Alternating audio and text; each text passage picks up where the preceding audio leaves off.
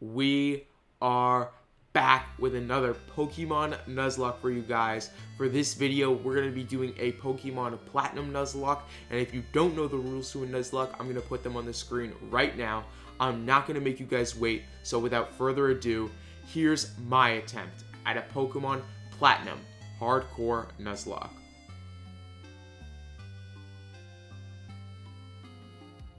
I start my journey as Zango, talk to my mom, and make my way to meet my new rival, Sanders. For this run, I decided to choose Chimchar because he has wonderful special attack, speed, and attack stats. He has a ton of TM moves that he can learn that are really useful in this run. After I get my starter, I battle my rival for the first time, beat him, and make my way to the next city in the run. Once in the next city, I talk to the professor and name my starter Pokemon Alpha. I then buy some Pokeballs and catch a Bidoof and Starly on the previous routes. After catching those Pokemon, I'm then taught how to catch Pokemon and I catch a Shinx. Shinx and Starly will be good for this run, but Bidoof goes in the box.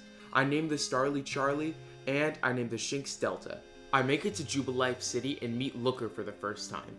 I then catch a Wurmple on the next route, and from now on, I'm only going to mention the important encounters I get on each route, for your sake and mine. After that, I then smoke my rival in a battle, and I get dodged by an Abra on the next route's grass. Once I make it to Oreburgh Gate, I catch a Psyduck and name him Foxtrot. I then make it to Oreburgh City. Once in Oreburgh City, I catch a Zubat in the mine who I name Golf, and I find the gym leader. I then catch my final Pokemon, Machop, and I name him Hotel. I then start my grind, getting my team ready for the first gym of the run. I lead the battle with Foxtrot as he leads with Geodude. Geodude goes down to a single water gun, as next out is Onix. Onix also goes down to a single water gun, and he's on to his final Pokemon. Cranidos hits me hard with a headbutt, but 2 water guns do the trick as I get my first badge of the run.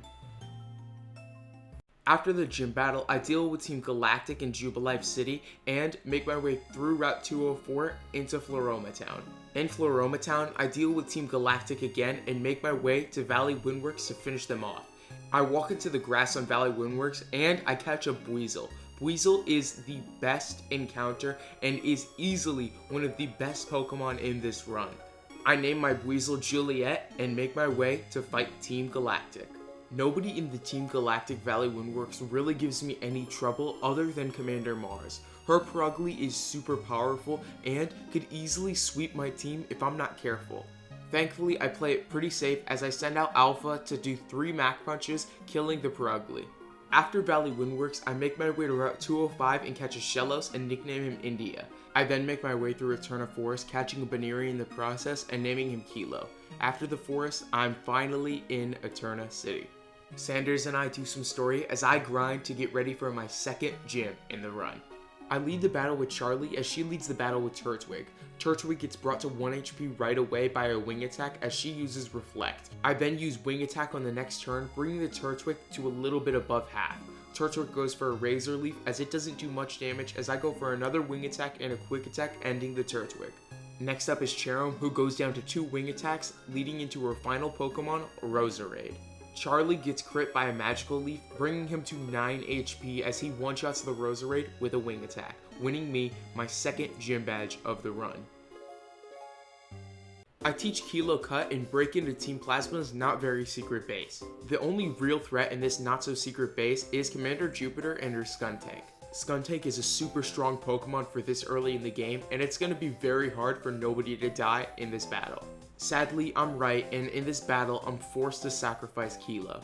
After Team Galactic, I get a bike and head over to Route 206 where I don't catch a Pokemon. Instead, I head to Mount Coronet where I catch a Nosepass and nickname him Lima. With that all finished up, I finally make it to the next city in the run, Hearthome City. I find my mom and the gym leader in the contest hall and start my grind to get ready for the 3rd gym of this run. This gym was a piece of cake. I lead the battle with Juliet as she leads with Duskull. Duskull gets one-shotted by a crunch from Juliet, leading into her Mismagius. Mismagius gets a single hit off, but dies to 2 crunches. Last up is Haunter, who dies to a single crunch, giving me my 3rd gym badge of this run.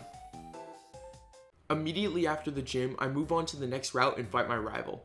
This battle is a little bit harder than it should have been because Historiavia brings 2 of my Pokemon down to 4 HP. But other than that, most of my Pokemon took out most of his Pokemon, and he really didn't do anything other than hurt a little bit. I meet up with Sanders one more time before the next gym in Solacean Town, and I move on to catch my next Pokemon, Roselia. I nickname him Mike and move back to the previous route where I catch a Duskull and nickname him November. I then go into the ghost tower thingy, thinking it was the place to go, but I was clearly mistaken and I almost lost a ton of Pokemon due to the fog in there. I finally get back on the right path and make my way into Veilstone City. Outside of the Veilstone City gym, me and Dawn catch Crasherwick singing, and after embarrassing him, I start my grind to get ready for the 4th gym in this run.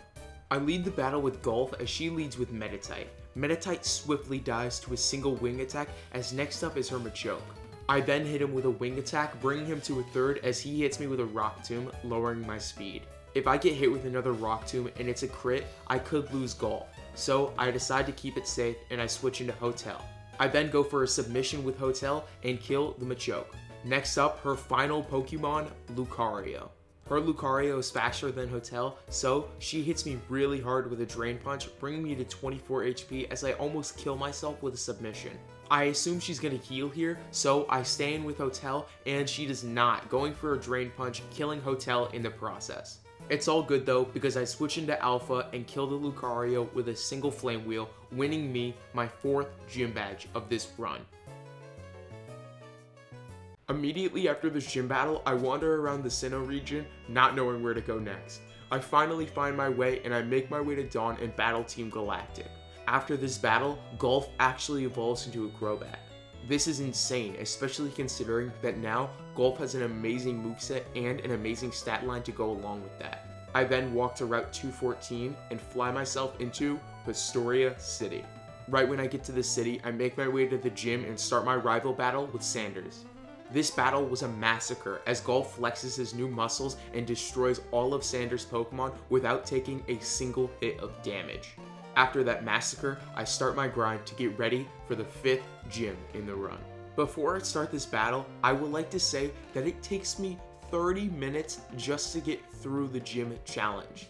I don't know if I'm stupid or if it's just the hardest challenge in the world, but I could not get through this challenge for the life of me. Along with the gym challenge being impossible, I lose November on the way to the gym leader.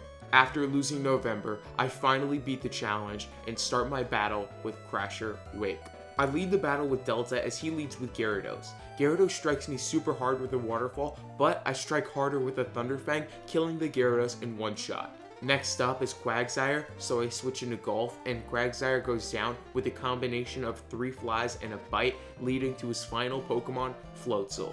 I stay in with Golf as I get hit super hard with the Ice Fang as I use Fly. Since he's faster, he doesn't hit me on the next turn, and I hit him for massive damage, bringing him to a 3rd as his Citrus Berry activates. Since I don't want to lose Golf, I decide to switch into Juliet. I decide to play a really risky game because if Juliet gets crit, she dies. But thankfully I get away with it, bringing him to 1 HP and finishing him off with a quick attack, winning me my 5th gym badge of this run. I walk into the Safari Zone trying to get a Pokemon and Team Galactic lights off a bomb. I then track him down to Route 214 and Cynthia and I have a conversation about Secret Powder. I then make my way to Route 210 where I unleash my Secret Powder on some Psyducks and they move out of my way, leading me to the next city of the run.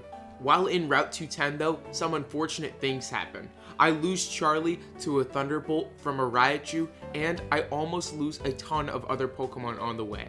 Team Galactic's in the next city as well, and I have to deal with them. This ends up being my first battle with Team Galactic's boss, Cyrus. I deal with Cyrus really fast after I beat his team with little to no repercussions. After this Cyrus battle, I finally make it to Canalave City. Sanders immediately challenges me to a rival battle, but I get away scot-free as he doesn't take out any of my Pokemon. After my rival battle, I get ready to start my 6th gym battle. He leads the battle with Magneton as I lead with Alpha. Alpha easily takes out the Magneton with a single close combat, leading into his next Pokemon, Steelix. Steelix doesn't really pose much of a threat as I bring in the new and improved Foxtrot and kill him with a single Surf. He then brings in his final Pokemon, Bastiodon, and I kill it with 2 Surfs, winning me my 6th gym badge of this run. After my gym battle, I head to Iron Island to deal with Team Galactic and to get my next big Pokemon of this run. This Pokemon comes in an egg and its name is Riolu. Riolu evolves into Lucario, and Lucario is one of the best Pokemon I could have possibly asked for in this run. He has amazing stats all around the board, and a good moveset to go along with that leads to a killer combo that can destroy the Elite Four. I name my Riolu Quebec, and I make my way to the next area of the story. Team Galactic ends up exploding another bomb, this time in Valor Lakefront. I go to the lakefront to stop them and witness a Magikarp massacre. After I'm done with that, I help Dawn at Priority Lakefront, and I make my way to the next routes in the game. I make my way onto Route 216 and 217 and get the HM Rock Climb. I then make my way up to another lakefront to meet Sanders, and I catch a Sneasel. Sneasel's a really good Pokemon and can help me a lot with this upcoming gym. After catching the Sneasel, I name it Sierra and make my way into Snowpoint City.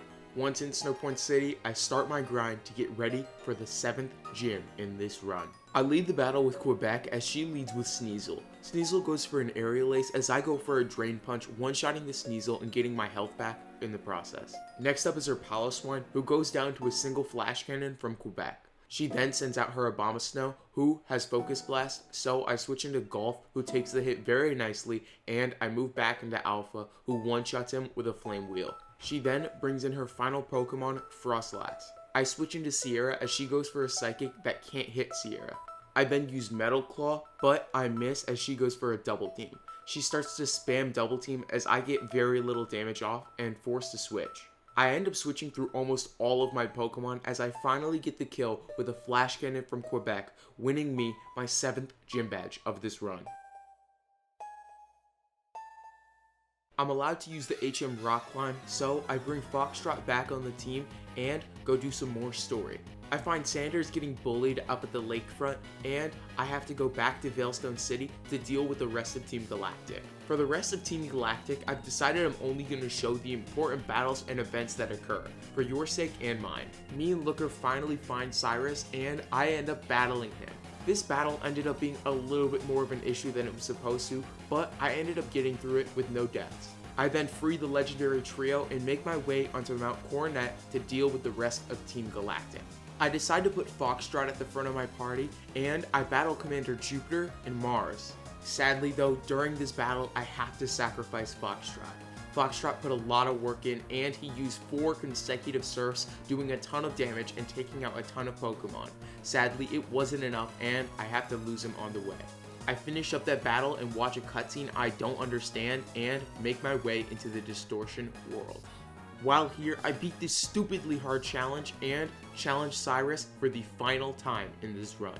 I lead the battle with Juliet as he leads with Houndoom. I hit him with a Surf really hard, bringing him to 1 HP as he hits me with a Will-O-Wisp. He heals in the next turn as I go for an Aqua Jet, bringing him down just enough for another Surf to kill him. Next up is his Gyarados. I switch into Golf so he doesn't get hit by an Earthquake and use Confuse Red. He then hits himself in confusion as I go for a Poison Fang on the next turn, and he hits himself again. I then go for another Poison Fang, poisoning him in the process as he hits me with a Giga Impact trying to kill Golf. Thankfully, it doesn't kill as on the next turn I go for another Poison Fang, killing him in the process. Next up is Weavile, so I switch into Quebec and I hit him hard with a Drain Punch, killing him one shot, regaining all of my health. He then sends out his final Pokemon, Honchkrow, who I hit really hard with an Aura Sphere as he hits me super hard with a Heat Wave. It doesn't kill though, as I get another Aura Sphere off, killing him in the process. He then sends out his final Pokemon, Crobat. Crobat's really hard to deal with, so I switch into my only electric type, Delta.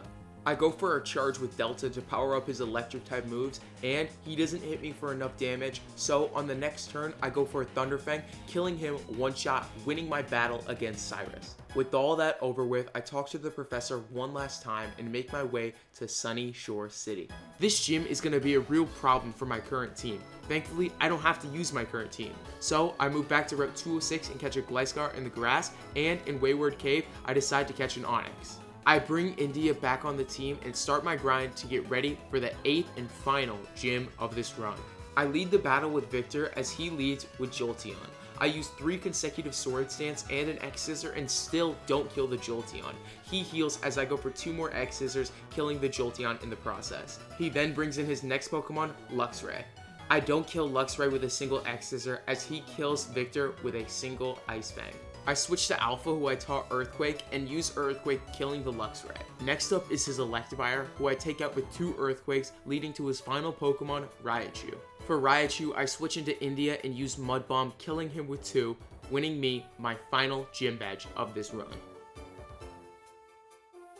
I talk to my rival, get the HM for Waterfall, and make my way to the Pokemon League. I walk through Victory Road and finally make it to the Elite Four.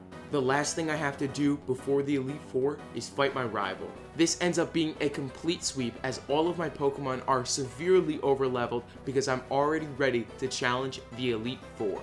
With that all being said, I start my battle with the Elite Four. The first trainer I challenge is Aaron. He leads the battle with Yanmega, who I destroy with a flamethrower immediately. He then brings in a Drapion, which isn't a bug type, but that's fine because I have an Earthquake and I take him out with just 2 of them. He then brings in his next Pokemon, Heracross, who dies to a single fly from Golf. He brings in his next Pokemon, Vespiquen, who dies to a few cross poisons, leading to his final Pokemon, Scizor.